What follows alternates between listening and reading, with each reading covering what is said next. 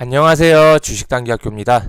오늘은 지수, 즉 시장을 예측하고 대응하는 방법에 대해서 한번 공부를 해보겠습니다.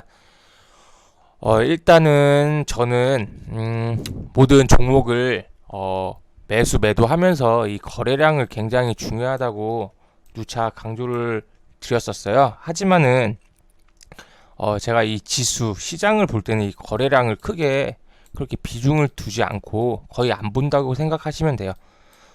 그 이유는 너무 많은 돈이 어느 종목에 쏠리는지에 대해서는 이 세분화한 데이터를 종목별로 따지기 때문에 이 시장의 거래량은 그렇게 크게 생각을 하지 않아요. 신경을 쓰지 않고요. 제가 가장 많이 보는 그 지수를 파악할 때 많이 보는 지표가 이 가격, 이 가격의 위치를 많이 보거든요. 이 가격의 위치에서 지지와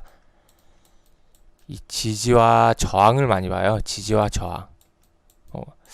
첫 번째로 보는 게 이 가격의 위치와 이 지지와 저항을 많이 보거든요. 이 지지와 저항이 뭔지 일단 설명을 해보겠습니다. 이렇게 차트를 보면 2018년부터 일단 보기 편하게 2018년부터 한번 보겠습니다. 여기 보시면 제가 제 차트 나름대로 이렇게 표시를 해놓는 차트인데요. 지금 보시면은 초록색 화살표로 제가 저점을 많이 찍어 놨었어요. 보시면은 약간의 지금 이 가격대를 기준으로 이렇게 밑에 저항 밑에서 지지해주는 이런 구간이 나오기 시작을 했었어요. 그러면은 사람들이 어떤 심리가 생기냐면요.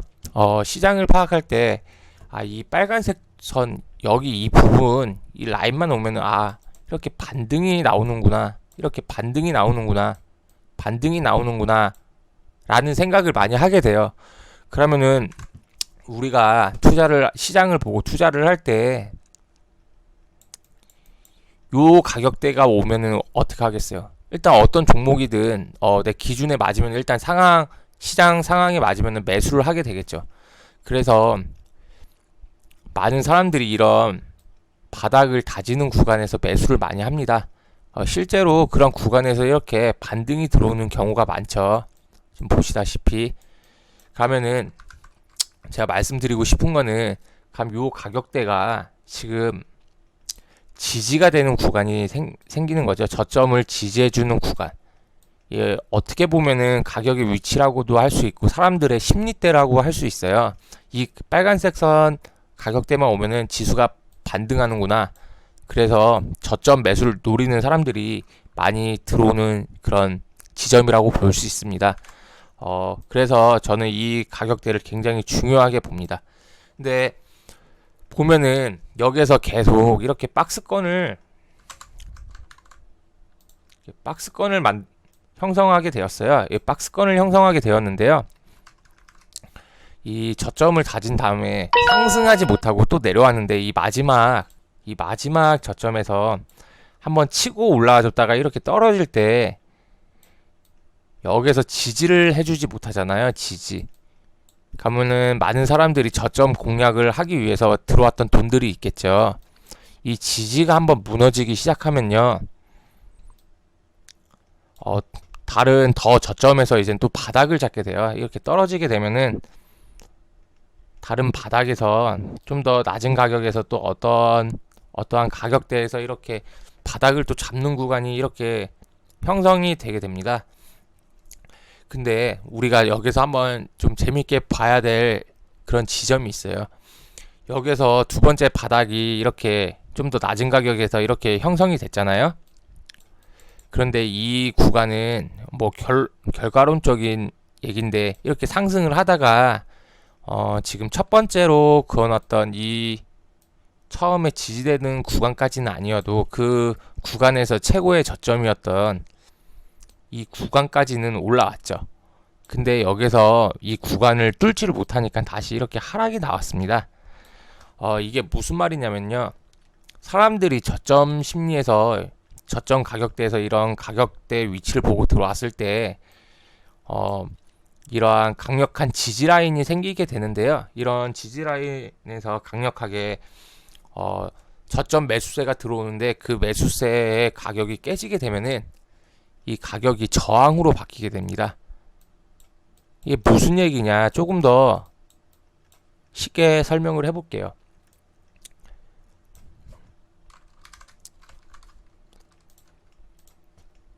이 박스권에서 이쪽 저점에 들어온 사람들이 많을 거라고 가정을 했을 때 많은 사람들이 이 저점을 보고 시장을 보고 아 여기에서 사면은 저점이겠구나 하는데 여기서 이 저점을 버티지 못하고 한번 깨져줬을 때 사람들이 어떤 생각을 하냐면요.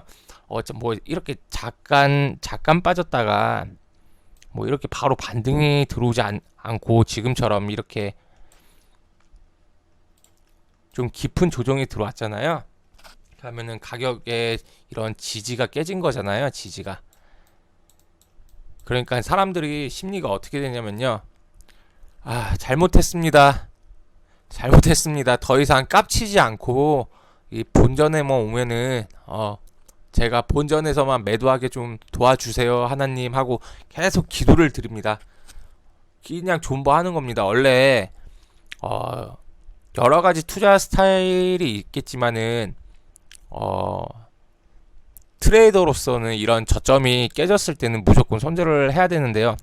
우리 개인 투자자분들은 그렇지 못하잖아요. 그래서 일단은 존버를 하십니다. 그러면서 매일 밤 스트레스에 쌓이면서 기도를 드립니다. 깝치지 않겠습니다. 본전만 오면은 제가 본전에서 매도하고 나가겠습니다 하고 항상 기도를 합니다.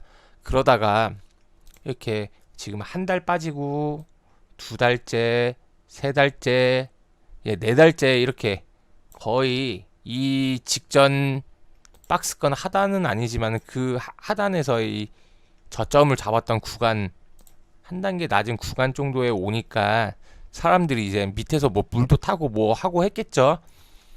그러니까 자기 평균 단가에 왔을 때 본전에서 다 이제 본전 근처에서 손절을 하고 나갑니다. 시장 상황이 좋아질 것 같지 않으니까. 그러니까 이 지수가 한 번 더 이렇게 떨어지게 됩니다. 그래서 이 지지해졌던 구간이 깨지게 되면 이 구간이 다시 저항으로 바뀌게 된다는 원리예요.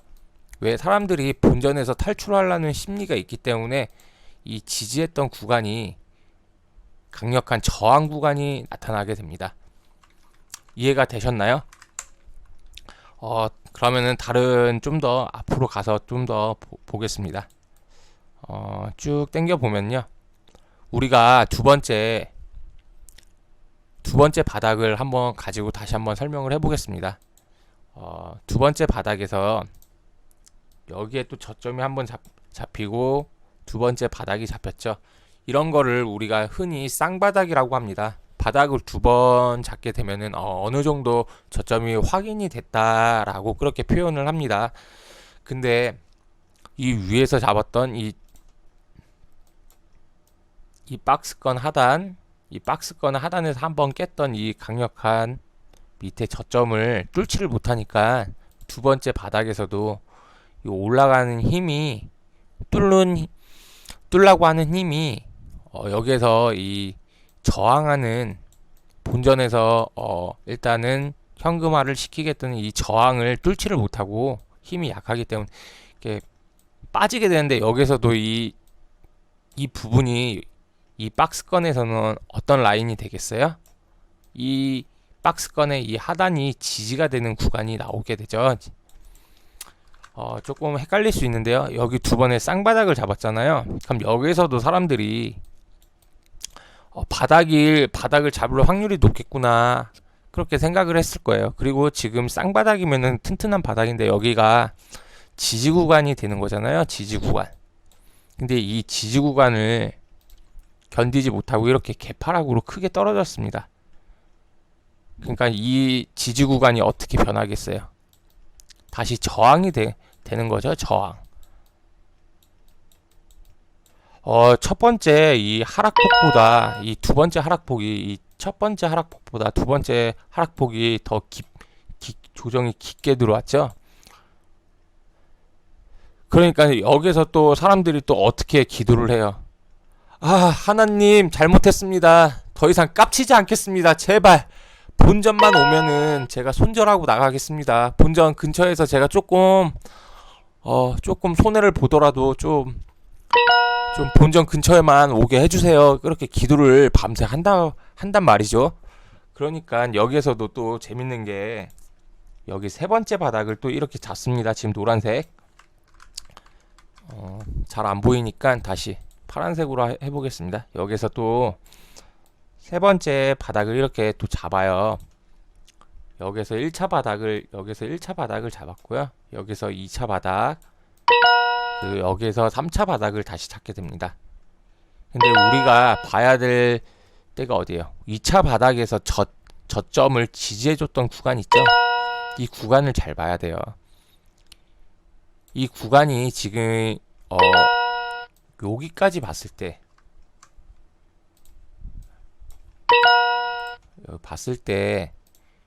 여기 저점을 깨기 전 요 구간까지 봤을 때 여기가 강력한 지지 구간이었잖아요. 근데 이 지지 구간을 깨고 내려오니까 여기가 이 선이 다시 저항이 되면서 여기가 지지 구간으로 다시 바뀌었죠. 이 라인이 지금 바닥을 두 번 잡은 여기 세 번까지 잡았네요. 이 바닥을 다지고 있는 구간을 지지 구간이 이렇게 형성이 되었습니다. 근데 우리가 지금 단 몇 분 동안 공부를 했는데 좀 재밌는 사실이 첫 번째 지지했던 구간 근처에서는 또 다른 지지 구간이 또 나오고요. 또 재밌는 게 앞에서도 봤지만은 이 지지했던 구간에서 저항이 나오고 여기에서 지지해줬다가 빠졌던 이 구간을 다시 지지하고 올라갈 때 그 지지했던 구간이 다시 이렇게 저항으로 바뀌는 모습을 볼 수 있을 거예요. 좀 신기하지 않습니까? 뭔가 약속을 했듯이 그렇게 좀 딱딱 그런 위치에서 지금 보시면 그런 위치에서 딱 이제 보니까 좀 보이지 않습니까? 이런 위치에서 이런 항상 저항과 지지가 나온다는 게 좀 신기하지 않습니까? 뭔가 약속했듯이. 좀 더 차트를 좀 더 이렇게 당겨 보면은 이런 저항을 돌파를 다시 해주지 못했지만은 여기에서 바닥을 한번 잡았어요. 다시 이 저점에서 다시 바닥을 또 이렇게 잡게 됐는데 여기에서 다시 이렇게 상승을 하지 못하니까요. 다시 하락이 나오게 됩니다. 쭉 보시면은 하락이 나왔다가 다시 이 위에 이 저항 자리라고 하죠. 기존에 이 지지해줬던 이 자리가 다시 저항으로 바뀌면서 여기 또 이 자리에 머리대를 맞고 다시 이렇게 하락을 합니다. 그러면은 우리가 만약에 이 시점까지 봤을 때 최소한 하락의 폭이 어디까지 나올 거라고 예측을 할 수 있죠. 지금 보면은 밑에서 지지해줬던 구간이 이 구간에서는 언저리에서는 계속 지지가 나오잖아요. 보시면 여기에서 한번 깨긴 했지만은 금방 이렇게 되돌림 현상이 나왔죠. 되돌림 현상이 나와서 많이 올라갔잖아요. 그래서 우리들은 일단 저 머리대 위에 지지했던 구간이 저항으로 바뀌면서 계속 이렇게 저항이 크게 걸리는 걸 보고 밑에 지지해줬던 이런 구간, 크게 박스권이라고 하죠. 이런 구간이 나오면은 지지를 해주니까 어떻게 대응을 하냐면은 저 같은 경우는 여기서 이제 어디까지 빠질지 모르니까 일단 이 2000포인트 전저점까지는 한번 조금 보수적으로 접근을 합니다. 한 번 더 쭉 볼게요. 쭉 나오다가 이 코로나사 때문에 이렇게 강력하게 깨고 내려갔죠. 이 전에 또 이 강력한 바닥을 다지던 이런 구간들이 또 이렇게 코로나 사태 때문에 크게 한번 빠지게 됐습니다. 이 빠지게 됐으면 또 다시 밑에서 바닥을 잡아야 되잖아요.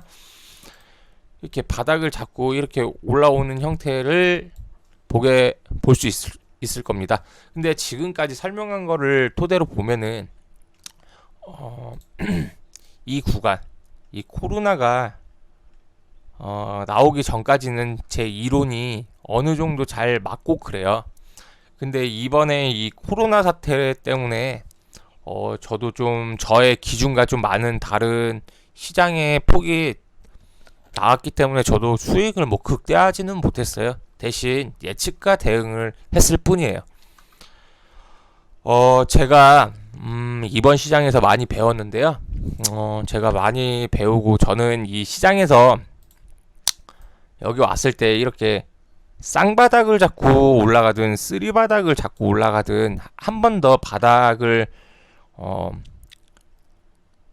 저점을 테스트하는 이런 구간이 나올 거라고 예측을 했었는데요. 저 역시 그 예측이 틀렸어요. 저의 방법이 완전히 틀린 거죠.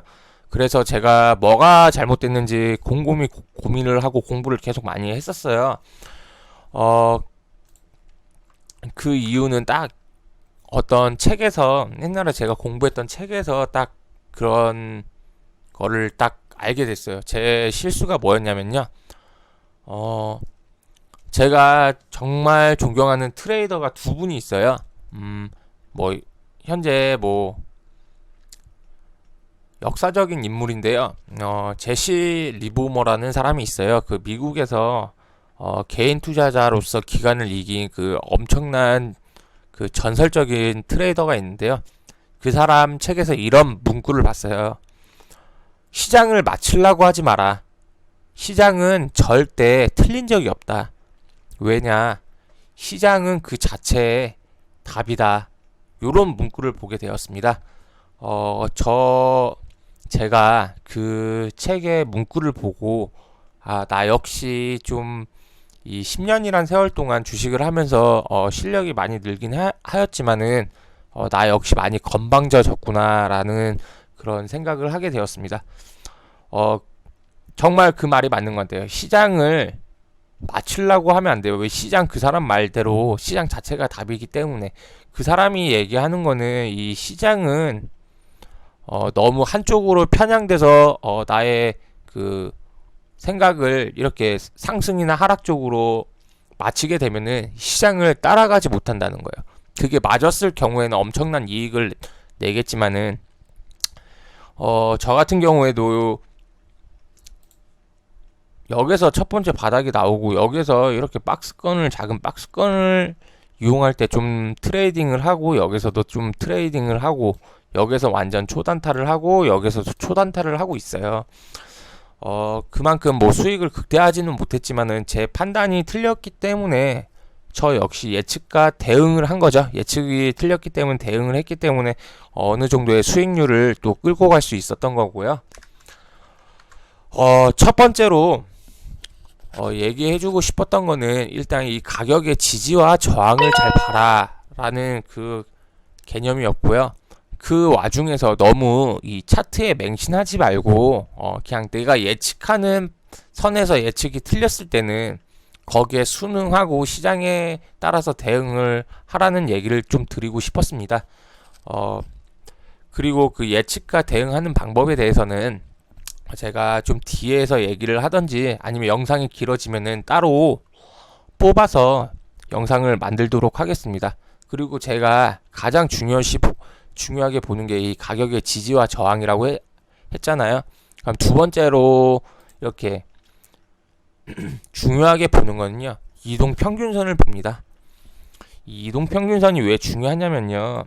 이동평균선도 이게 뭐 맞다 틀리다라는 그런 개념이 아니고요. 그냥 이거는 이 주식을 하는 사람들의 하나의 약속이고 심리예요. 이게 무슨 개소리냐 또 이렇게 얘기할 수 있는데요. 우리가 제 이동평균선을 한번 볼게요. 저는 5일선하고요. 21선, 61선을 기본으로 이렇게 봅니다. 이거를 왜 보냐? 그러니까 모든 사람들이 우리가 이렇게 우리 구독자님들도 그렇고요. 공부를 하면은 뭐 캔들의 양봉과 음봉 그리고 거래량 이평선을 가장 먼저 공부를 할 거예요. 그러면은 거기에서 이론 중에 하나가 이평선인데요. 뭐 20일, 60일 뭐 골든 크로스가 나면은 뭐 매수의 급소다. 뭐 21선 위에 있는 거는 급등 차트다. 5일선 위에 있는 거는 무슨 급등 차트다. 뭐 60일 차트를 60일선을 21선이 돌파를 하면서 이렇게 골든 크로스가 나면은 그거는 뭐 중장기적으로 좋은 뭐 그거다. 뭐 좋은 차트다. 뭐 그렇게 공부를 할 텐데 그런 거예요. 사람들이 그렇게 공부를 해왔기 때문에 이 이평선의 저항대랑 지지선을 굉장히 많이들 보고 투자를 합니다. 그 중에서 하나예요. 참고할 이게 정확한 게 아니기 때문에 지금 보시면은 아까 2018년도부터 봤잖아요. 여기에서도 지금 여기 보시면은 빨간색이 5일선 그리고 이 21선이 황금색 그리고 61선이 파란색 그리고 뭐 장기 이평선이 회색하고 검은색으로 이렇게 설정을 해놨는데요. 이런 이평선을 뚫지를 못하니까 뚫는데 한계가 있으니까 이 밑으로 밀린다고 보시면 돼요. 좀 어렵죠.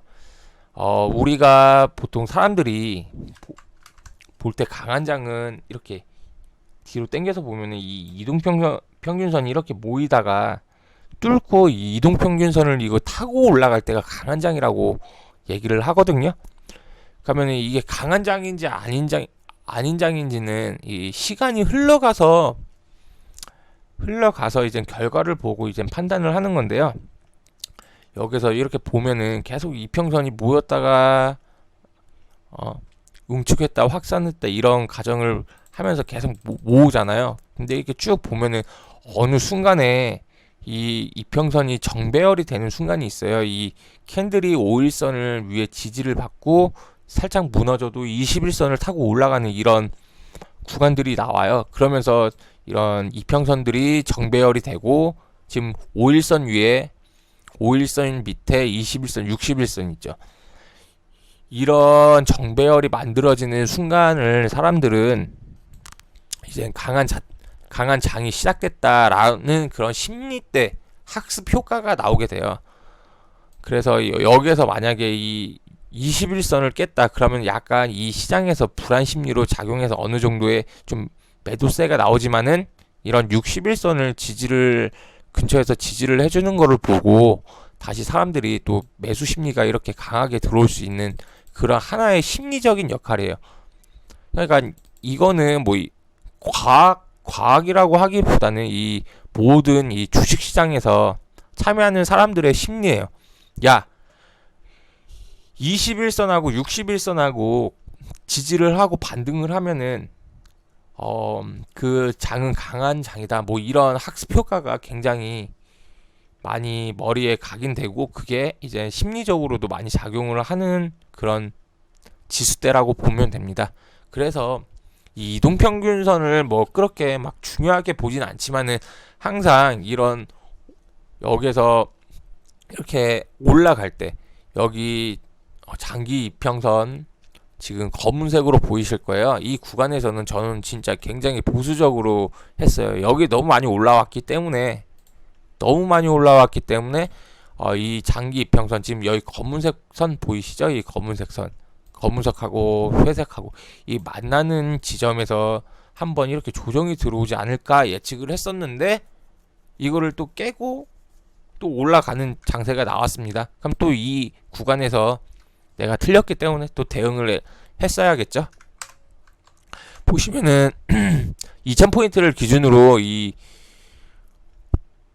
이평선, 장기 이평선 회색하고 검은색 100일하고 200일 이평선에 이렇게 저항이 걸리는 구간이었고 지금 보시면은 여기가 지금 2000포인트에서는 여기가 계속 지지를 해줬던 구간이 이제 여기 제가 앞에서 말씀드렸던 그 지지해줬던 구간이었잖아요. 이 구간들이. 근데 이 구간까지 오면 제가 지지해서 이 가격이 깨지게 되면 어떻게 된다고 처음에 설명을 했죠? 저항이 된다고 설명을 했죠. 그러니까 보세요. 제가 이렇게 판단했던 기준은 2000포인트예요. 이 2000포인트도 굉장히 중요한 게 우리가 이마트나 백화점이나 큰 대형 쇼핑몰을 가면은 99,000원짜리 뭐 9,900원 세일 많이 하죠. 왜 그러냐면은 이 만원, 예를 들어서 어떤 음식 식품이 있어요. 어떤 삼겹살이 있어요. 삼겹살이 한 근에 10,000원이라고 가정을 했을 때, 근데 10,000원은 조금 사람들이 지갑을 열기에 좀 부담스러운 가격이에요. 어떤 물건을 사든지 간에 10,000원은 이게 내가 수표에서 지갑에서 10,000원짜리 한 장 나간다는 게 좀 어떻게 보면 부담스러운 가격일 수가 있어요. 그래가지고 사람들이 이 마트에 보면 이런 9,900원, 이 9,900원짜리 이런 세일하는 걸 많이 봤을 거예요. 이 10,000원에서 딱 100원만 내려줘도 사람들이 이거는 싸다라는 그런 인식이 나도 모르게 돼요. 10,000원은 사람들의 심리가 이 10,000원이란 가격은 비싸다고 느낄 수 있는 가격인데요. 이 9,900원은 이 좀 그래도 싸다라는 그런 인식을 많이 한대요, 심리학적으로. 그래서 이러한 공공 단위의 이런 가격을 우리가 라운드 피겨라고 하거든요. 라운드 피겨. 그러니까 2,000포인트는 공공 단위로 딱 떨어지는 그런 숫자잖아요. 그러니까 이 2,000포인트가 굉장히 중요한 그런 심리선이었어요. 왜냐면은 첫 번째로 이 지지해줬던 구간이 저항으로 바뀌면서 떨어질 가능성이 가장 컸고요. 두 번째로는 이 이평선이 올라오면서 이 장기 이평선에 맞고 떨어질 확률은 어느 정도 높은 확률로 떨어질 가능성이 높았고요. 그리고 이 가격이라는 부분에서도 2,000포인트는 심리선이죠. 라운드 피겨값. 어느 정도 사람들이 수익을 챙길 것이라고 생각을 했어요. 그래서 굉장히 현금화를 많이 했었는데요. 보기 좋게 틀렸습니다. 이렇게 강한 상승이 올라왔습니다. 근데 아직도 저는 조금 보수적으로는 좀 접근하고 있어요. 지수에 대해서는 좀 뒤에서 얘기를 하고요. 하여튼간 저는 첫 번째로는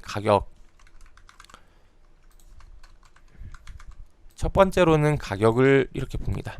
이 가격을 볼 때 이 가격이란 이 지지했던 구간하고 이 저항이 생기는 이런 구간을 많이 본다.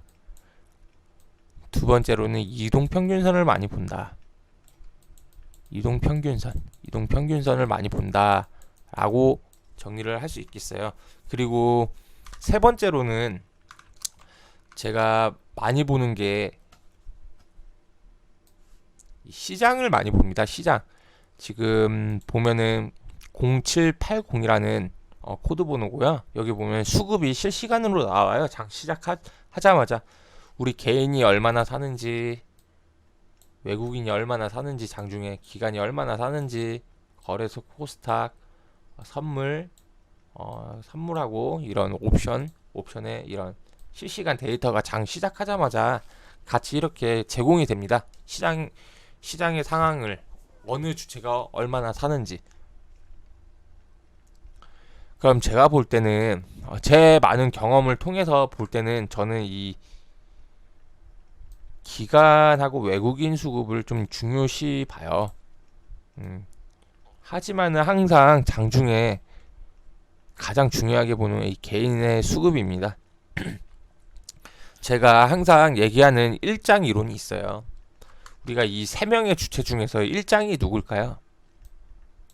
일장은 이 외국인입니다. 얘 넘버 원입니다. 이 장은 누구예요? 당연히 기관이겠죠. 그러면은 여기서 3등이 누구예요? 우리 개인이겠죠? 우리 개인. 개인을 싸움에서 3등이라고 하지 않고요. 그냥 꼬봉이라고 표합니다. 꼬봉. 같은 개인 투자자로서 좀 죄송한데요. 어쩔 수 없어요. 이 외국인들은 일단 돈이 많아요. 일단 이 둘의 특징은 돈이 많아요.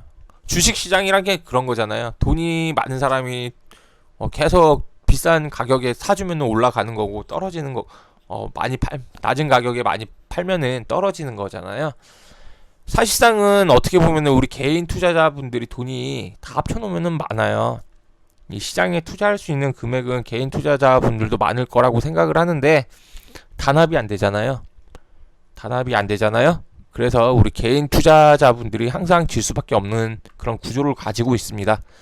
그러면 이 일장 이론을 제가 왜 항상 말씀드리냐면요. 학교 다닐 때 학교에서 1장하고 2장이라 뭐 중학교 3학년, 고등학교 3학년 때 각 학교 1장하고 2장하고 맞짱 까는 모습을 몇 번이나 보셨어요? 거의 못 봤을 거예요.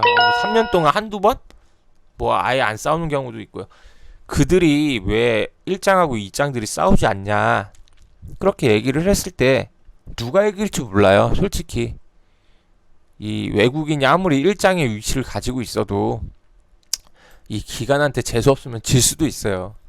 그러니까 이 1장도 굳이 이 2장을 건드릴 필요도 없고요.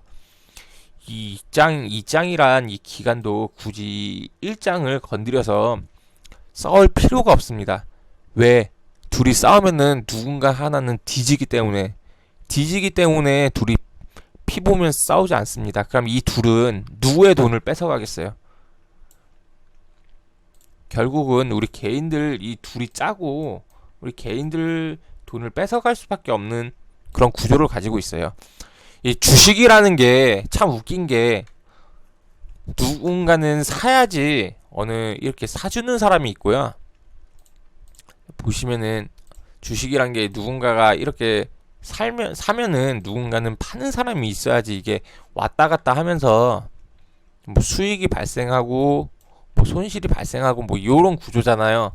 그러니까 제로섬 게임이라고 해요. 누군가는 수익을 보면 누군가는 손해를 볼 수밖에 없다. 근데 여기서 중요한 건 누가 우리 일장들이 손해를 보겠어요? 안 보죠. 그렇다고 둘이 피 터지게 싸우겠어요? 그렇지 않아요. 결국은 제가 말씀드리고 싶은 거는 결국은 이 둘이 수익을 내기 위해서는 누구 돈을 갖고 가야 되냐면요. 이 개인들의 돈을 뜯어갈 수밖에 없습니다. 그렇기 때문에 저는 장중에 시장에 대한 수급을 굉장히 중요시하게 봐요. 일단은 이 개인들이 팔기 시작하면 이 둘 중에 하나가 사주는 경우가 굉장히 많아요. 그리고 우리 개인들이 사기 시작하면 이 둘 중에 하나가 혹은 둘이 파는 경우가 굉장히 많아요. 그러니까 우리 개인하고 이 두 개 기관과 외국인이 엇박자 타는 경우가 많아요. 그러니까 이게 저도 항상 생각을 하는 건데 닭이 먼저냐 달걀이 먼저냐의 싸움이거든요. 이 외국인들이 사가지고 개인들이 파는 건지 개인들이 사서 외국인들이 파는 건지 거기에 대한 거는 항상 고민을 하지만은 그게 중요한 게 아니라 하여튼간 이 개인이 팔기 시작을 하면은 이 둘 중에 하나는 최소한 하나는 누군가는 사주게 돼 있어요. 그러니까 둘 중에 누군가가 하나를 사준다고 가정을 했을 때 올라갈 가능성이 높죠. 그럼 그거를 어떻게 판단을 하냐? 저는 이렇게 데이터베이스를 만들었어요. 항상 이렇게 주가를 보시면은 주가가 이렇게 항상 한 방향으로 가는 게 아니잖아요. 올라갔다 내려갔다 올라갔다 내려갔다 올라갔다 내려갔다 요런 구간이 있잖아요. 그러면은 제가 얘기해드리고 싶은 거는 이거 정말 중요한 거예요. 아무도 가르쳐주지 않는 거예요. 이런 어느 한 저점을 잡는 이런 구간들 있죠. 어떠한 하락장에서 이런 어떠한 저점을 잡는 구간들이 나올 거예요. 여기서 한번 내려올 때 저점을 잡고 여기서 또 내려올 때 저점을 잡고 요런 구간에서는 보시면은 저는 이제 바닥을 체크할 때는 가장 중요시 보는 게 이 기간의 수급이에요. 이 기간. 우리 입장인 기간 형님들이 바닥을 잡아주는 경우가 굉장히 많아요. 이게 무슨 소리냐? 이러한 저점이 나올 때 한번 앞으로 공부하면서 시장을 보면서 한번 잘 판단을 해보세요. 이러한 저점이 나오는 구간에는 기간 수급이 굉장히 많이 들어오는 경우가 많아요. 이 기간 수급이 많이 들어오는 경우가 많아요. 이런 자리에서 이렇게 저점을 잡는 자리에선 기관들이 많이 사줘요. 기관이 항상 우리나라 지수의 바닥을 항상 방어하려는 그런 성격이 강해요. 그렇기 때문에 이런 바닥을 잡는 이런 구간, 이런 의미 있는 구간에서는 기관들의 수급이 어떻게 들어오냐? 최소 5천억 이상, 5천억 이상, 5천억 이상 이렇게 뭐 이틀에서 3일 정도 이렇게 지속성 있게 들어오는 수급이 보인다. 이런 바닥 자리에서 그러면 그쪽이 단기 바닥이 될 가능성이 굉장히 큽니다. 그래서 제가 항상 말씀드리는 건 이런 바닥은 기간이 잡는다라고 항상 표현해요. 시장이란 건 알 수 없기 때문에 여러 가지 데이터베이스, 여러 가지 이런 정보를 혼합해 가지고 이렇게 판단을 하는데, 일단 가장 중요한 것 중에 하나가 기간이 바닥을 잡는 경우가 굉장히 많겠구나. 그럼 기간이 바닥에 잡으면은 어떻게 하냐면요. 이것도 앞으로 공부를 해보시면 굉장히 재밌을 텐데요. 이렇게 올라가는 구간 있죠. 이렇게 올라가는 구간, 이렇게 상승이 올라가는 구간, 여기서도 이런 상승이 나오는 구간, 이런 대세 상승 때는 우리 외국인 친구들이 싸움 일장형이 끌어올려 줍니다. 이게 무슨 의미냐? 어느 정도 지수가 하락을 했을 때 바닥에서 기관들이 방어를 해주잖아요. 그러면은 얘네들도, 기관들도 이제 2장인데 수익을 내야 되잖아요. 근데 1장하고 2장은 마장을 까지 않는다고 제가 누누이 설명을 드리죠. 가면은 얘네들도 기간이 일단 어느 정도 바닥에서 받쳐줬으니까 이제 싸움이 안 날라고 하면 어떻게 해야겠어요? 1장에 고생했다, 내가 이렇게 올려줄 테니까 너 물량 나한테 넘겨, 이렇게 얘기를 합니다. 그러면은 여기에서는 외국인들이 이렇게 추세를 끌어올려줘야 수급을 보시면은 그런 경우가 굉장히 높은 확률로 많아요. 그러면 여기에서 바닥을 다져줬던 이 기관들이 어떻게 하겠어요? 고마워, 그럼 너가 내 물량 좀 받아줘 하면서 이 기관들이 외국인들한테 이렇게 물량을 많이 넘깁니다. 그러면서 외국인들은 일장이잖아요. 가오가 있으니까 이 시장가 위로 이렇게 계속 사주면서 이 지수를 이렇게 올립니다. 받으면서 이렇게 올립니다. 지수를. 그러면 이렇게 대세 상승장 때는, 이런 단기적인 상승장 때는 외국인 자금들이 수급이 많이 좀 찍히는 걸 볼 수 있어요. 그러면은 우리 외국인들도 어떻게 해야겠어요? 수익을 내야겠죠? 그러니까 이 꼭지에서 이게 보시면은 이게 올라가는 동안 우리 개인들은 어떻게 해요? 와, 이제 내가 안 사면은 여기서 이 상승장을 놓칠까? 라는 그런 생각을 해요. 그래서 부랴부랴 하는 그런 마음에 여기 꼭지 계속 달라붙습니다. 그런데 어떻게 해요? 개인들이 들어올 때 외국인들이 물량을 다 떠넘깁니다. 이런 단기적인 이런 추세가 나왔을 때는 우리 개별 종목으로 봤을 때는 뭐 어떠한 테마주나 시장의 흐름이 굉장히 좋은 것처럼 보여요. 그래가지고 어떤 테마주나 이런 급등하는 종목들이 많이 나와요. 이렇게 급등하는 종목들이 많이 나와가지고 여기에서 이제 외국인이나 기관들이 개인들한테 꼭지에서 물량을 다 넘기는 그런 형태를 보이는 경우가 굉장히 많아요. 우리 개인 투자자분들이 이런 경험이 꼭 있을 거예요. 이러한 원리예요. 제가 보는 시장은 이러한 원리입니다. 절대 그래서 기관이나 외국인들은 우리 개인들한테 돈을 절대 수익을 주지 않는 그런 구조를 가지고 있어요. 왜? 누군가는 손해를 봐야 되고 손해를 봐야지 누군가는 이익을 보는 그런 구조이기 때문에 결국 꼬임에 넘어가서 마이너스가 되는 건 우리 개인일 가능성이 굉장히 높다는 거예요. 여기서 가장 핵심적으로 말하고 싶은 거는요. 이거는 정말 중요해요. 제가 이것까지 얘기하기는 정말 싫었는데요. 뭐 우리 구독자분들을 위해서 제가 말하기로 결심을 했어요. 이게 상승장이나 하락장일 때 볼 때 수급을 좀 자세히 보세요. 제가 세 번째로 보는 건데요. 가장 중요하다고도 볼 수 있어요. 바닥은 이 공식을 꼭 외워둬요. 이 바닥은 기간이 잡고요. 상승, 대세 이런 상승은 외국인들이 이런 추세를 만들어요. 추세. 쉽게 해서 상승 추세. 이 추세는 외국인들이 만들고요. 이 꼭지 있죠. 꼭지. 꼭지에서는 개인들의 수급이 몰리는 경우가 굉장히 많아요. 이게 뭐 100%라고 얘기는 할 수 없지만은 굉장히 높은 확률로 맞는 경우가 굉장히 많아요. 다시 한번 정리를 하자면은 바닥은 기관이 잡고 상승 추세는 외국인이 만들고 그 꼭지에서는 우리 개인들이 사는 경우가 많다. 이렇게 얘기할 수가 있겠습니다. 조금 복잡합니다. 조금 복잡하고 지금까지 지금 세 개를 알아봤는데요. 마지막으로 볼 때는 저는 마지막으로는 이게 뭐 기본 중에 기본인데요. 이 네 가지까지 봅니다. 이 네 번째는 뉴스를 봅니다.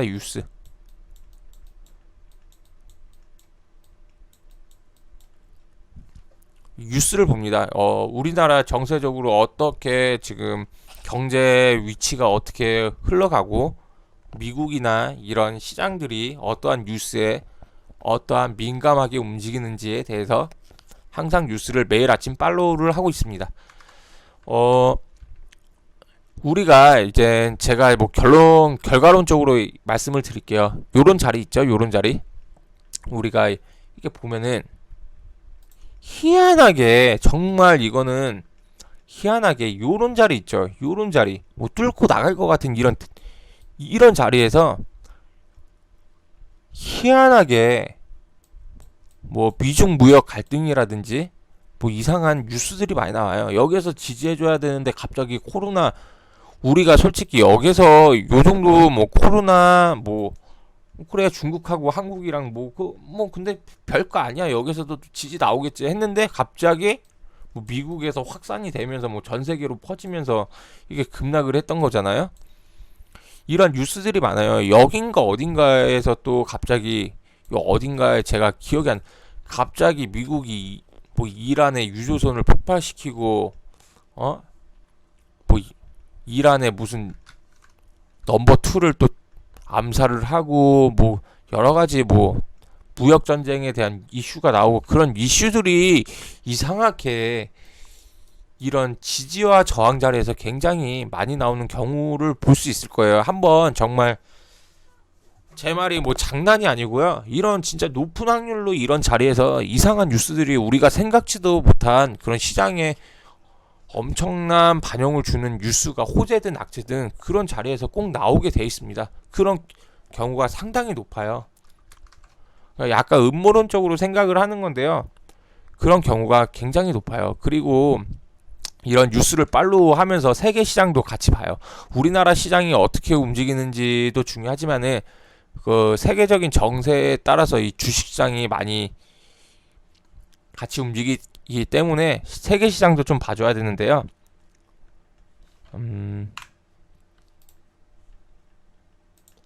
보시면은 이 해외 차트를 한번 켜보시면은 이 통합 차트랑 해외 차트는 좀 차트가 달라요. 그래가지고 이 코드 번호는 0730이고요. 여기 보면은 다우존스도 한번 봐줘야 돼요. 우리 시장이랑 어떻게 움직이는지. 얘네 시장은 지금 지지와 저항이 어떻게 잡혀 있는지. 그 얘네 시장 우리나라가 미국 시장이랑 완전 똑같이 가는 건 아닌데요.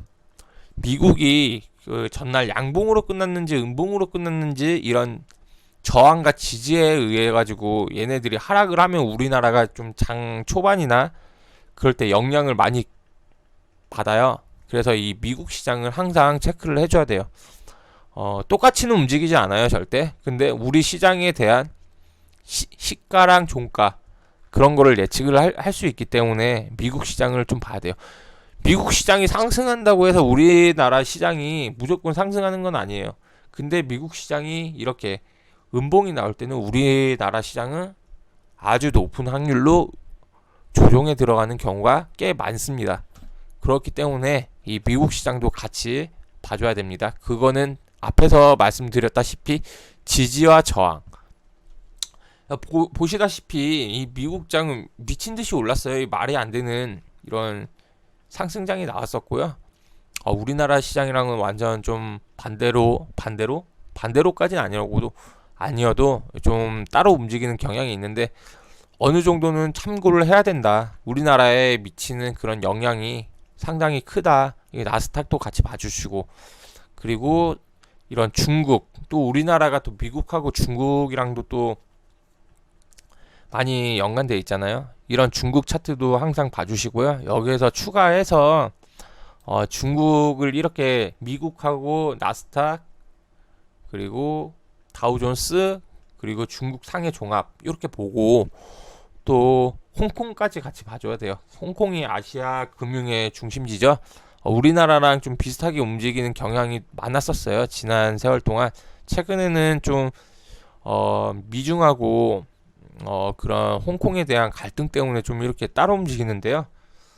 이전까지는 좀 굉장히 비슷하게 움직이는 경우가 많았어요. 그래서 홍콩까지, 그리고 지금 미중을 둘러싼 홍콩을 가운데로 두고 둘러싼 그런 갈등이 있잖아요.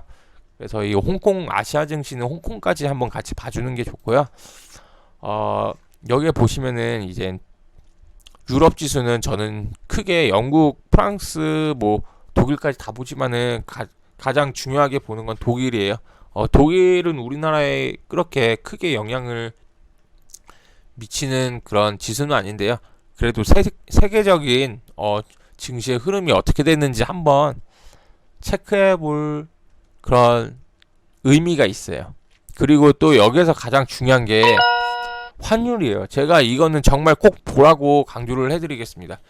환율이 지금 1225원 4전까지 이렇게 가 있는데요. 우리가 지금 보면은 이 환율은 무조건 1150원 밑에서 놀아야지 안전한 거예요. 최소한 못해도 높아도 1200원을 깨고 올라가면 안 돼요. 지금은 환율 단이 굉장히 높은 단이라고 볼 수 있어요.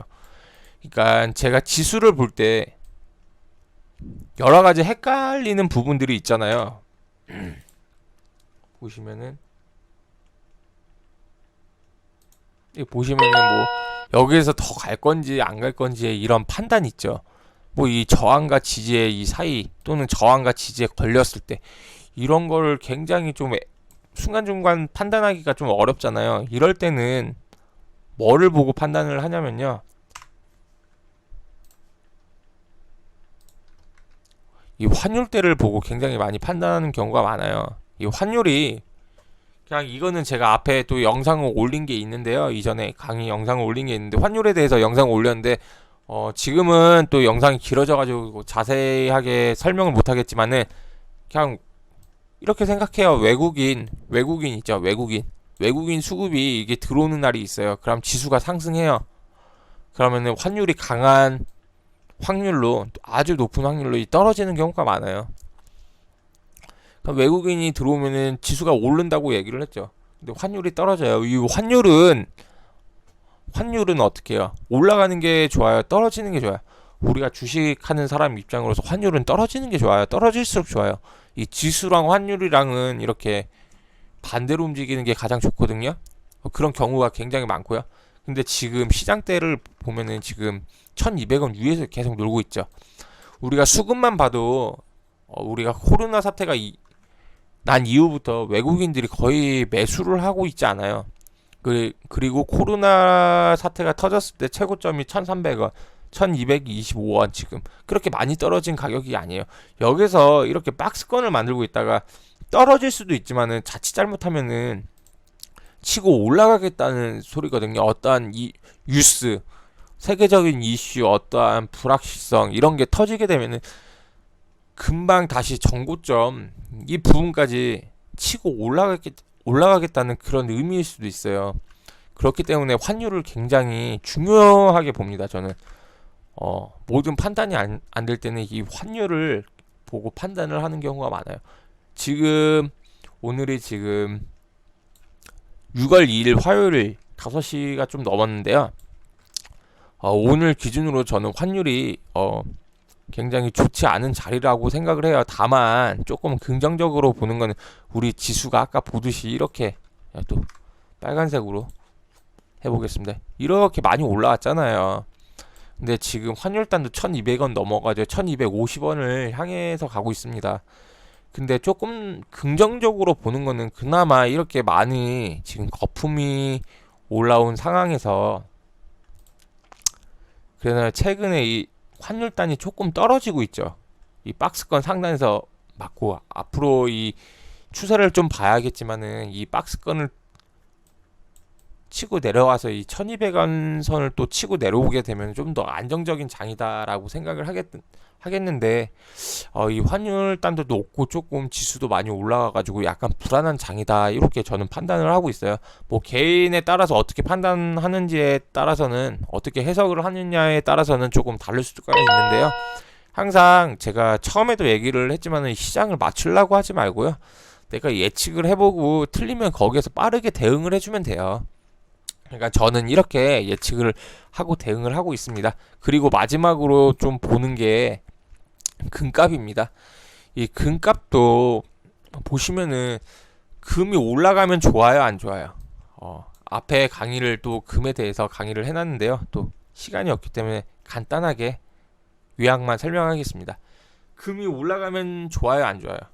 헷갈리시죠? 처음 공부하시는 분들은 헷갈리시죠? 이렇게 생각을 해볼게요. 전쟁이 났어요. 전쟁이 났어요. 뭐 전 세계에 뭐 3차 대전이 일어났습니다. 3차 대전. 뭐 이때 뭐 3차 대전이 일어났어요. 이때 뭐 달러가 중요하겠습니까? 뭐 우리나라 돈 많이 갖고 있다고 뭐 좋겠습니까? 아니에요. 전쟁이 나면요. 온이 금이에요. 전 세계에서 통할 수 있는 그 자산이 이 금 하나밖에 없습니다. 이 금. 그러면 전쟁이 나면은 금값이 어떻게 되겠어요? 올라가죠. 그 원리예요. 지금 보시면은 금값이 높아요, 낮아요? 금값이 높죠.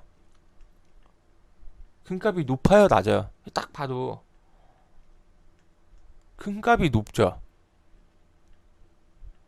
그러면 시장이 안정적이다라는 소리예요, 불안하다는 소리예요? 전쟁이 나면 금값이 올라요. 쉽게 생각을 해서. 근데 지금 금값이 이 밑에서부터 많이 올랐어요. 금값이 올라가니까 좋다. 그게 아니에요. 전쟁이 나면 금값이 오르잖아요. 그러면 지금이 올라간다는 거는 뭐 어떻게 해석할 수 있겠어요? 뭐 전쟁이 날 것 같은 분위기구나. 뭐 그렇게 쉽게 생각하면 그렇게 생각할 수 있겠죠. 뭐 전쟁이 날 것 같은 그런 분위기구나. 하여튼간 뭐 세계적인 분위기가 좋지는 않구나. 그래서 이 금을 이 비싼 가격에서라도 이렇게 살라고 하는 사람들이 많구나라고 해석을 할 수 있을 거예요. 저는 그렇게 해석을 해요. 그래가 시장 자체가 안정적인 시장은 아니구나. 이렇게 참고까지 할 수 있습니다. 여기서 조금 더 붙이면은 장중에 미국의 이 미니 지수 나스닥 100이라고 해가지고요. 이 미국의 야간 선물 지수인데요. 이 야간 선물 지수도 좀 참고를 많이 하는 편이에요. 우리나라의 코스피 코스닥 1분하고 1분봉. 이 1분봉을 많이 좀 참고를 하는 편이에요. 이 1분봉. 여기서 얘네들이 실시간으로 어떻게 움직이는지에 대해서 참고를 하는데요. 여기까지 공부를 하면은 조금 헷갈릴 수가 있어요. 그래가지고 요거까지 좀 디테일한 것까지 보고 싶다라고 하는 분들은 이 미국 나스닥 야간 선물까지 보시면 되겠고요. 마지막으로 정리를 해드릴게요.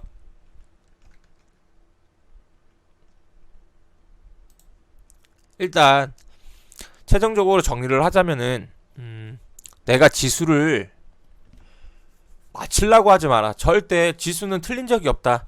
왜? 지수는 그 자체가 답이다.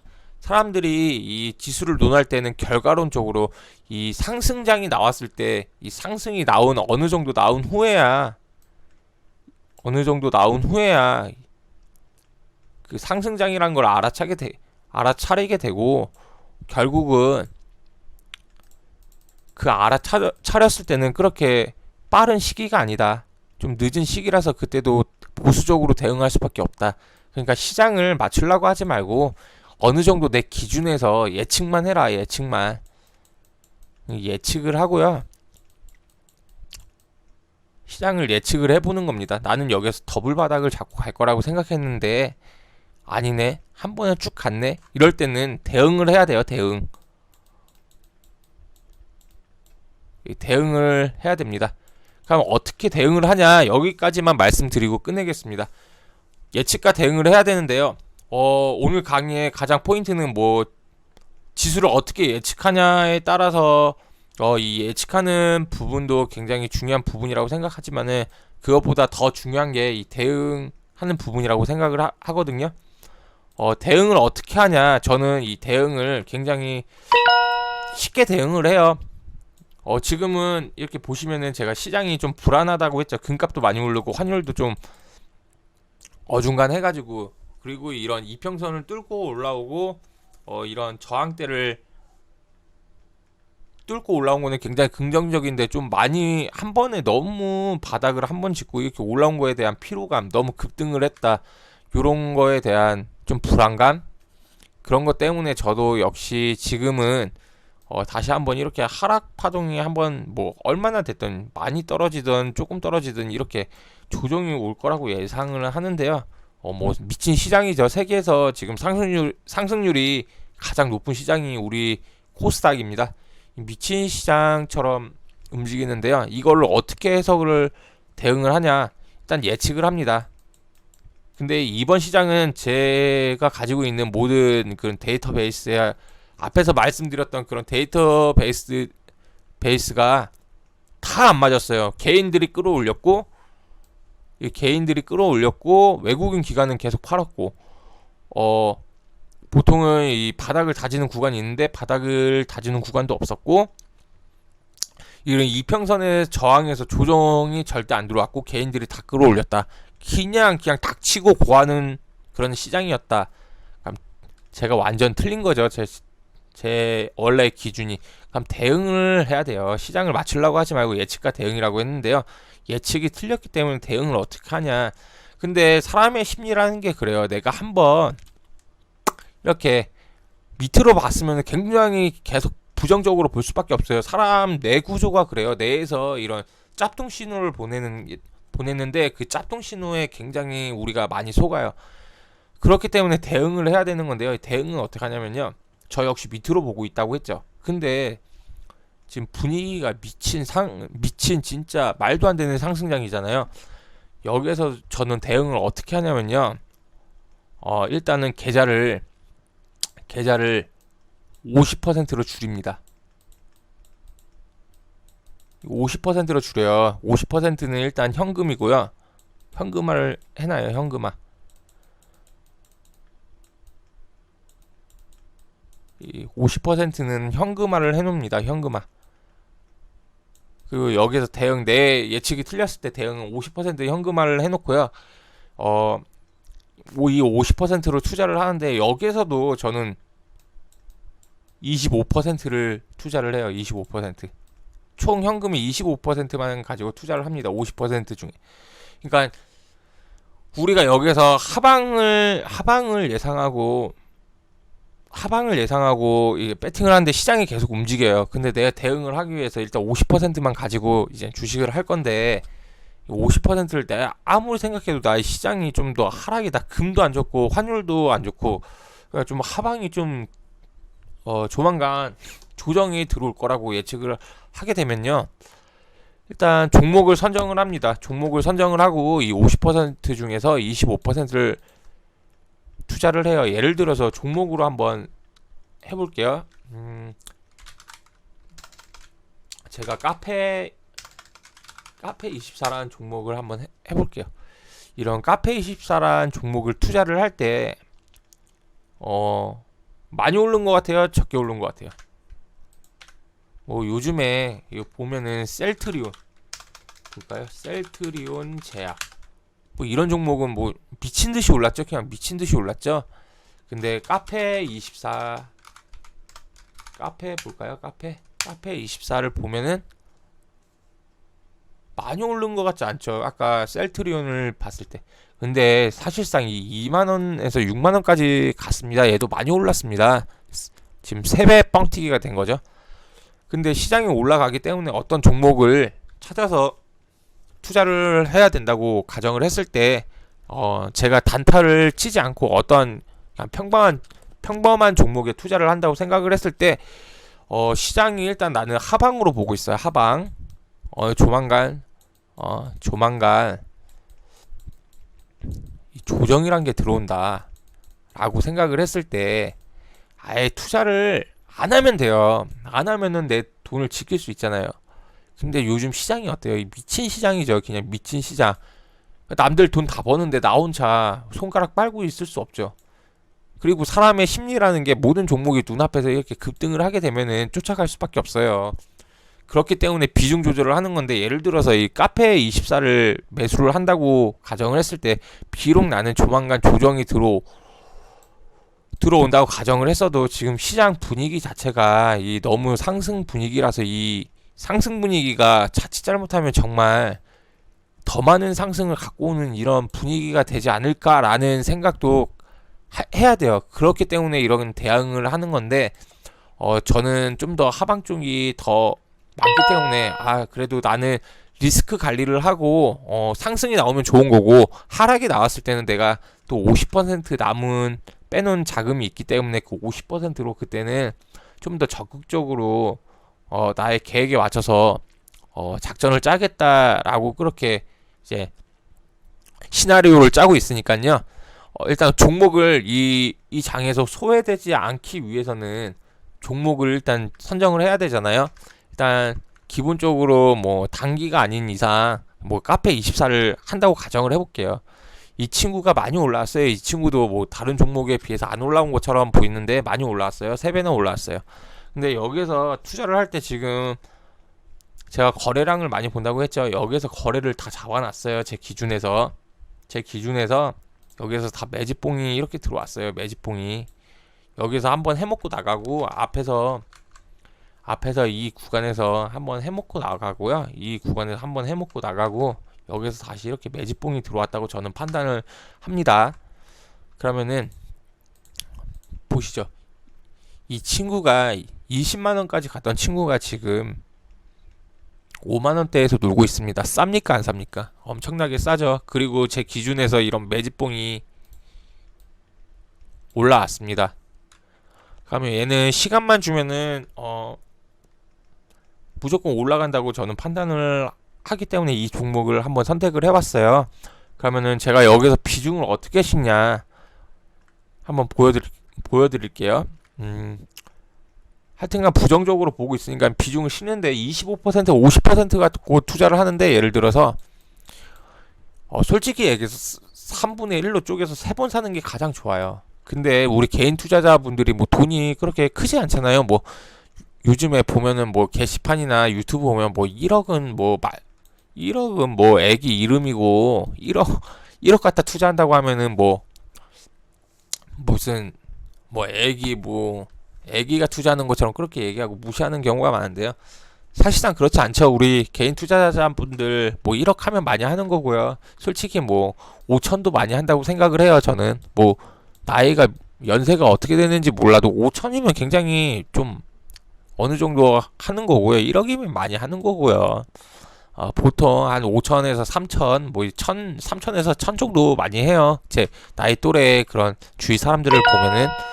그럼 여기서 비중을 어떻게 하냐? 내 50%를 갖고 왔잖아요. 여기서 일단 예를 들어서 여기 지금 바닥을 잡고 있죠.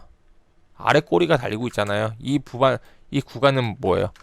요 가격대만 오면은 그래도 조금 바닥을 다지는 구간이라고 할 수 있어요. 이 5일 이평선을 좀 깬 거는 조금 그런데 더 높이 올라가기 위해서 이렇게 조정을 주고 있다고 생각을 해요.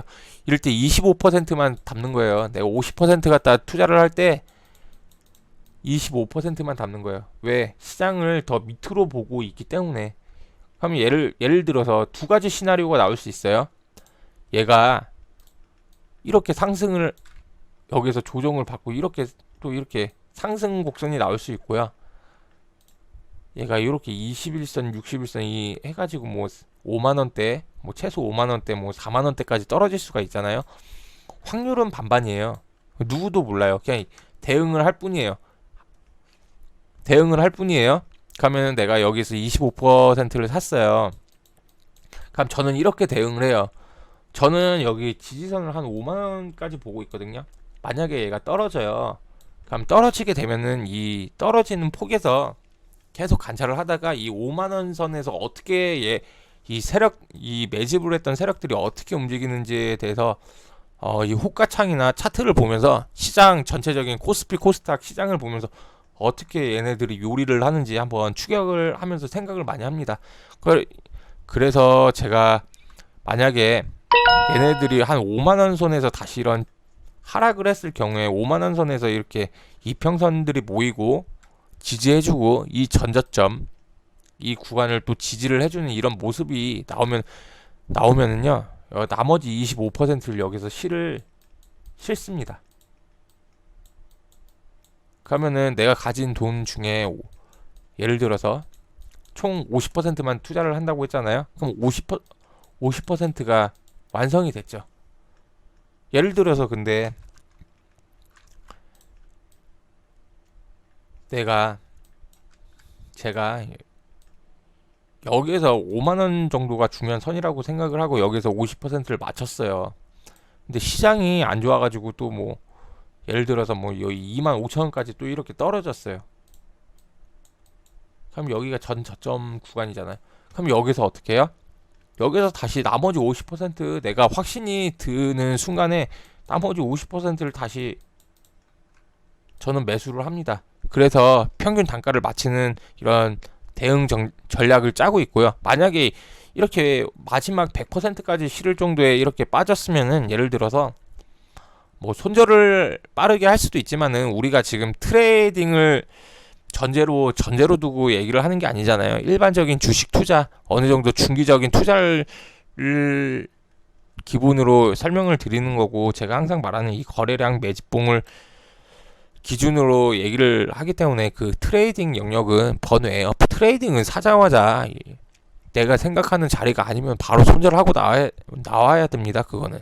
근데 그런 얘기가 아니기 때문에 뭐 시장이 빠져서 여기까지 빠지면 50% 해가지고 어느 정도 비중 조절을 하면서 평균 단가를 맞춰나가는 작업을 합니다. 그리고 반대로 여기서 샀는데 이제 제가 종목을 아무리 시장을 하락으로 봐도 종목은 뭐 하락할 종목을 사는 게 아니잖아요. 여기서 이렇게 저점을 만들고 좀 횡보를 하다가 이렇게 상승이 나와요. 상승할 때는 어떻게 대응을 하냐? 이런 위에 이런 의미 있는 자리를 깨워줄 때, 예를 들어서 지금 이 카페24를 볼 때, 제가 볼 때는 이 10만원, 만약에 얘가 상승이 나와서 1차적으로는 여기 이 위에 박스권 상단 75,000원, 76,000원 요 선을 이 전저점을 강하게 뚫고 올라가 줄 때 저는 여기서 다시 이 25%에서 이 25%를 더 담아요. 이 불타기라고 하죠. 저는 이렇게 대응을 합니다. 일단 지금 시장에서는 이렇게 대응을 하고요. 보통 단타를 치던 뭐 좋은 장에서도 일단 50%밖에 투자를 안 해요. 첫 매수는 첫 매수는 항상 50%예요. 이 습관을 들이는데 한 1년 정도 됐고요. 제가 수십 년 동안 하면서 보통 약간 도박사 기질이 있어가지고 100%를 많이 담았었는데요. 이 100% 상승작이든 하락작이든 뭐 어떤 분은 단타를 치는데 미수도 많이 쓰시더라고요. 근데 제가 판단했을 때 이 종목이든 시장이든 올라갈지 떨어질지 아무도 모르는 거예요. 이 올라갈지 이렇게 떨어질지. 그래가지고 저는 항상 이 비중 조절을 합니다. 상승장에서는 내 판단이 맞으면은 50%만 일단 넣어보고 내 판단이 맞다. 뭐 1%, 2% 올라가는 내 판단대로 움직인다. 뭐 하루 이틀 보니까 내 판단대로 움직인다. 하면 나머지 내 판단이 옳았을 때 틀릴 확률도 50%잖아요. 그럼 맞았을 때 나머지 50%를 더 적극적으로 담는 스타일이고요. 하락을 할 때는 일단 50%는 현금화를 시켜놓고요. 하락장에서는 50% 중에서 25%만 담습니다. 25% 해가지고 내가 했을 때 똑같이 맞으면 다시 25%를 더해서 50%를 맞히고요.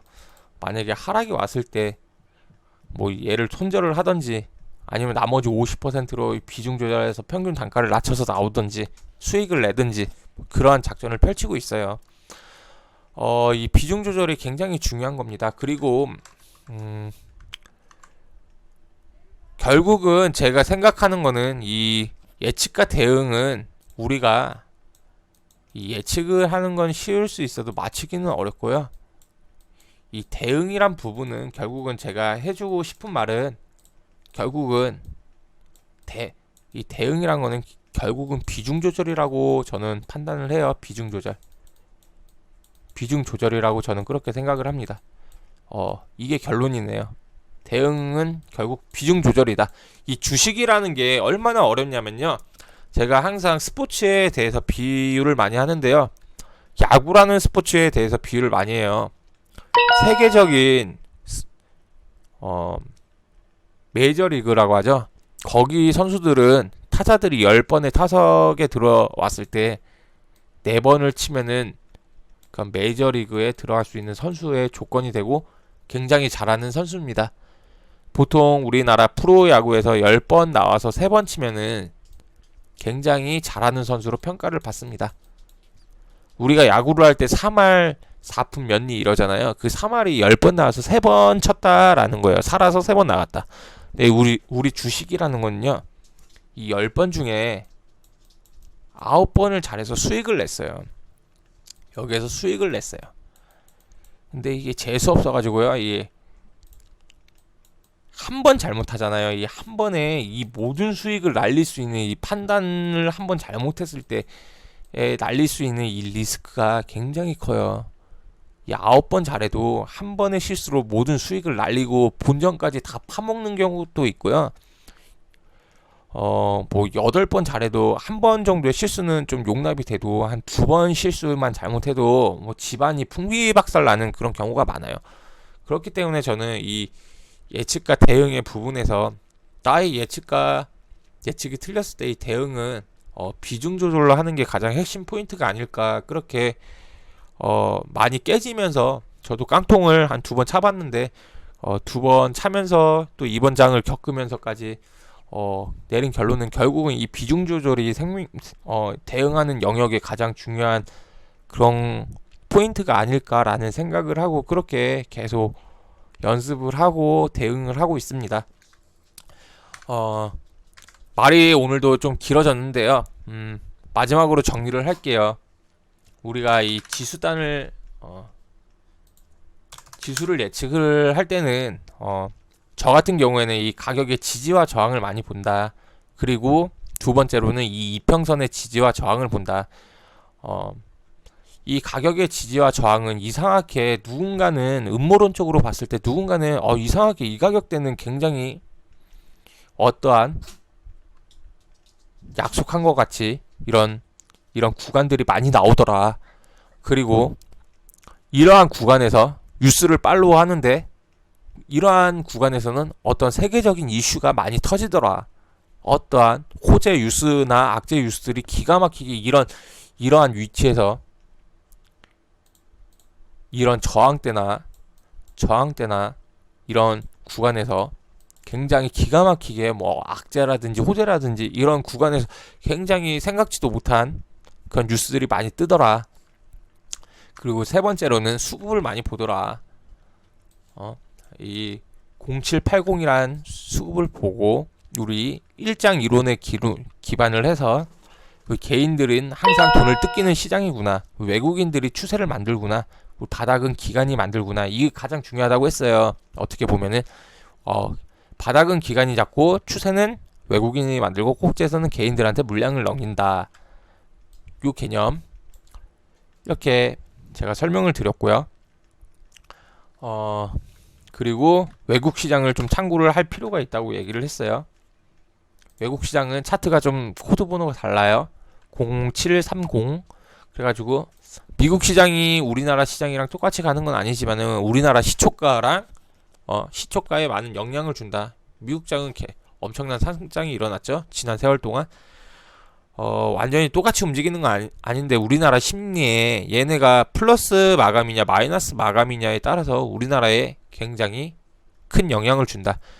아까 가격의 지지와 저항을 얘기했듯이 얘네 차트로도 지지와 저항을 파악하면서 뉴스를 만드는 경우가 많더라. 그리고 아시아 증시는 우리가 미국하고 중국에 영향을 많이 받는 나라이기 때문에 중국 차트도 굉장히 참고를 많이 해야 된다. 요 세계 차트는 기본이다. 그리고 홍콩 지수가 우리나라 지수랑 굉장히 비슷하다. 하지만 최근에는 미국과 중국이 홍콩을 가운데 놓고 그 갈등 때문에 차트가 우리나라랑 많이 좀 다르게 움직이지만은 이러한 이슈 때문이라도 한번 많이 참고를 해야 된다. 홍콩까지는 중국하고 홍콩까지는 많이 참고를 해야 된다. 그리고 내가 시장을 파악을 할 때 좀 애매한 구간이나 좀 판단이 안 될 때 이 환율이 굉장히 중요한 역할을 한다. 환율이 일단 1200원 위에 있으면 말도 안 되는 좀 높은 거다. 환율이 오르면은 주가는 떨어지기 마련이다. 외국인이 사면은 주가가 오르고 주가가 오르면 환율이 떨어지기 마련이다. 근데 지금 환율은 굉장히 높다. 지금 보시면은 굉장히 높다. 높은 위치에 와 있다. 원래 1150원 요 언저리나 요 밑에서 놀아주는 게 가장 좋다. 우리가 2018년 때 18년 이때부터 쭉 치고 올라와서 계속 추세 상승 곡선을 그리고 있구나. 이게 좀 떨어져야지 좋은 거구나. 일단 1200원대도 좀 부담스러운 자리인데 지금 많이 올라와가지고 사람들이 이 눈높이에 적응이 돼서 감각이 무뎌졌구나. 하여튼간 환율은 1200원 밑에 1150원 밑에서 노는 게 가장 좋다. 여기까지 보고 또 금까지 한번 체크해주면 좋다. 전쟁이 나면은 금값이 올라가냐 내려가냐 쉽게 생각해서 전쟁이 나면은 달러 환율 이런 거 다 필요 없다. 금이 짱이다 하면은 위기 상황에서 뭔가 안 좋은 심리에서 금값이 많이 올라가게 된다. 근데 지금은 금값이 많이 올라와 있다. 시장이 올라가는 거 치고 금값이 많이 올라와 있다. 좀 이상하다. 좀 의심해 볼 만한 그런 자리다. 뭐 요렇게까지 설명을 했습니다. 그 장중에 좀 더 디테일한 걸 보려고 하면은 뭐 우리가 아직 초보자 입장에서 미국 야간 선물까지 이렇게 분봉으로 보면서 코스피 지수랑 코스닥 지수랑 좀 연동해서 보는 것도 하나의 도움이 된다.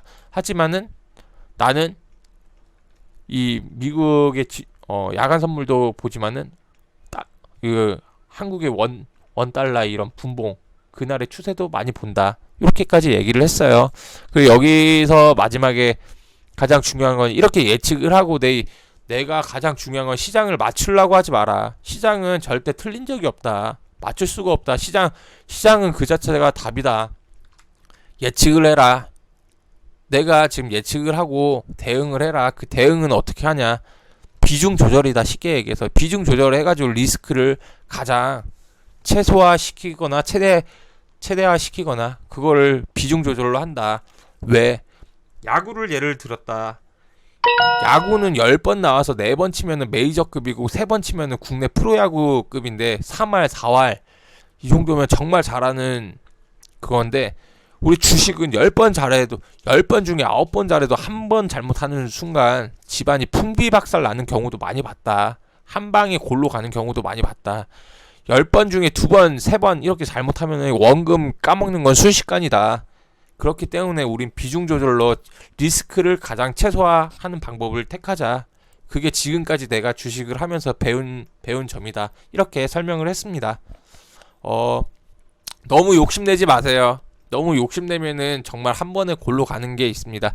가는 경우가 많습니다. 제 주위에서도 이번 장에서 골로 가신 분들 많아요. 고퍼스 2배 샀다가 골로 가신 경우가 좀 많아요. 좀 죄송한데 주위에 좀 꽤 있습니다. 돈 많은 그 슈퍼 개미들도 로스컷이 나오니까 환매가 되니까 다 어쩔 수 없어요. 그러니까 비중 조절을 잘 하고요. 오늘 강의도 좀 길어졌는데요. 굉장히 중요한 강의라고 생각해요. 제가 이 오늘 얘기했던 거 지수를 예측하는 것도 중요하지만 이 예측과 대응이란 부분 주식을 맞추려고 하지 말라. 그냥 대응의 영역이다. 그거 주식을 맞히는 거는 신도 아니고 그냥 주식 그 자체 이 주식이라는 그 물질 하나가 그 걔네들만이 맞힐 수 있기 때문에 이 세력도 맞힐 수 없는 거고 주식이란 많은 사람들의 심리가 포함돼서 여기에 노가 드는 거기 때문에 맞추려고 하지 마라. 그러니까 비중 조절을 잘해라. 대응을 잘해라. 요까지 말씀드리고 오늘 강의 마감하겠습니다. 긴 강의 들어주셔서 감사하고요. 강의가 길어졌기 때문에 제가 보는 시장에 대한 예측은 다음 영상에서 올리도록 하겠습니다. 감사합니다.